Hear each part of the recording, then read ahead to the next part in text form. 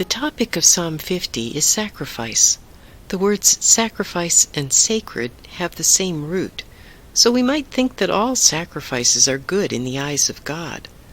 My Bible, however, includes a subtitle for Psalm 50, the acceptable sacrifice, implying a distinction between acceptable and unacceptable sacrifices.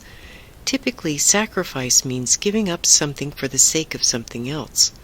A sacrifice fly in baseball is when a player hits a fly ball that can be caught and thus he is out, but he hits it deep enough that another runner can advance or score. He gives up his own chance for the good of the team. More seriously, we use the term supreme sacrifice for firefighters, police, or members of the armed forces who give up their lives to protect others. Yet most of us know people who sacrifice too much, who give up what they need to sustain a meaningful life.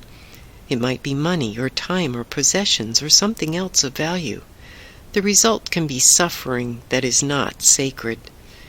In church, sacrifice is a sign of our covenant with God.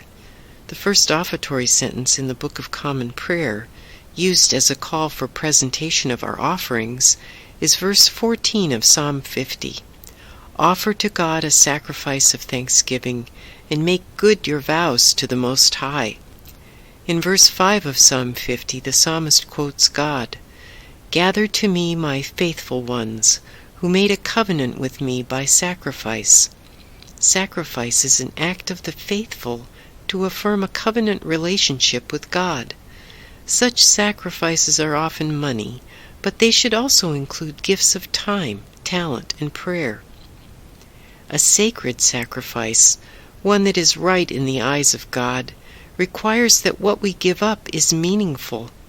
We often use the phrase sacrificial giving as encouragement that our giving to God, whether it be money, time, or talent, makes a difference to us before it makes a difference to those who receive it. We should be aware of a cost to our sacrifice. It should not simply be something extra we toss to God. But the sacrifice should not be so great that we become needy ourselves or unable to live a meaningful life. The sacrifices we make for our children, for family and friends, and for the unknown needy can also be sacred. Psalm 50 ends with the words, Those who bring thanksgiving as their sacrifice honor me. To those who go the right way, I will show the salvation of God. These are good words to guide our sacrifices.